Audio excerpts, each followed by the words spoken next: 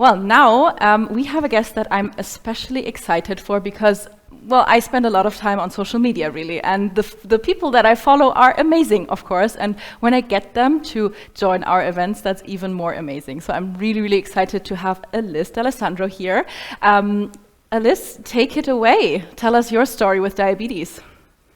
Sure. My name's Alysse Dalessandro. I use she, her pronouns. I am based in Cleveland in the United States. I have type 2 diabetes. So I definitely wanted my voice to be represented here because we have not as much visibility with type 2 diabetes. I think so much of the narrative is from people living with type 1 diabetes. And I totally understand that. I totally understand why.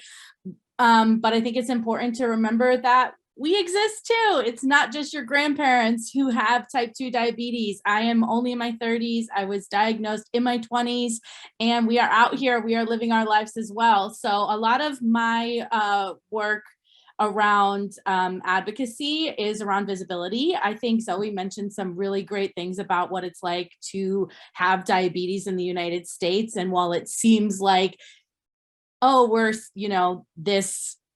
we have all these privileges, and we do. The healthcare system is complicated to navigate.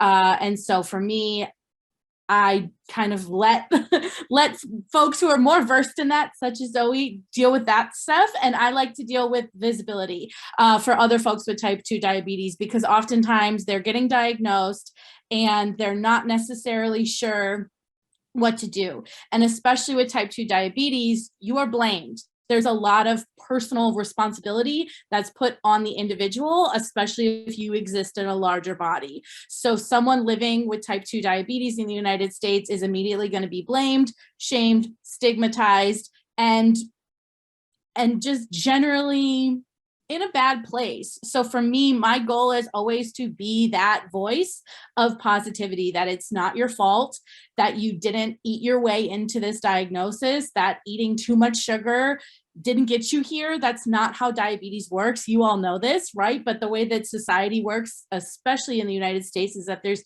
a huge bias against larger bodied people and a huge amount of medical fat phobia that happens when you're diagnosed, especially with type 2.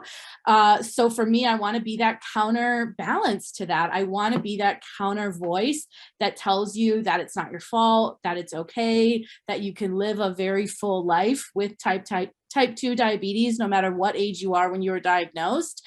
And so I like to kind of exist as that counterbalance to that very strong messaging that we receive from doctors, from the healthcare system, from society.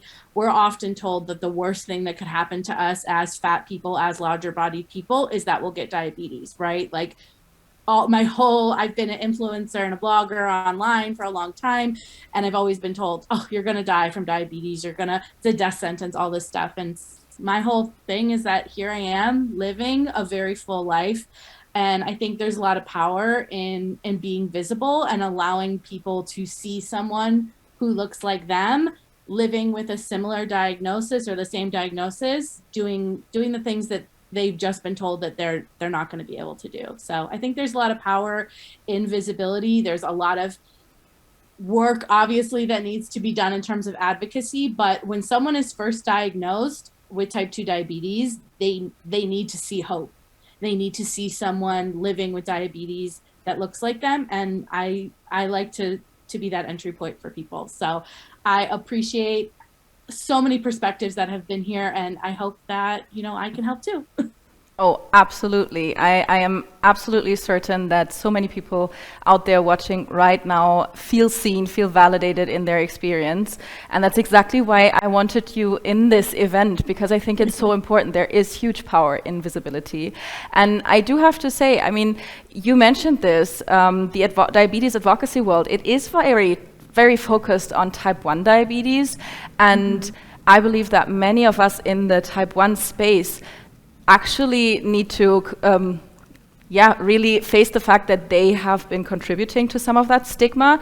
I know I have, so I also live in a slightly larger body, and for me, for a while, it was really important to differentiate between the different types, So people would look at me, say, diabetes, but you're so young, and then I would make sure that they knew that type 1 has nothing to do with lifestyle. And by doing that, I validated all the stigma, I reinforced it, and I've since learned the error of my ways, and I hope that many other people with type 1 will do the same and start advocating for people with type 2 as well, because there's strength in numbers, right? So we all need to work together, and nobody can be protected from stigma if we're working against each other and just trying to distance each other from stigma. We need to fight against that stigma. So thank you so much for your contribution today, Alysse. I'm really glad that you joined us. Thank you.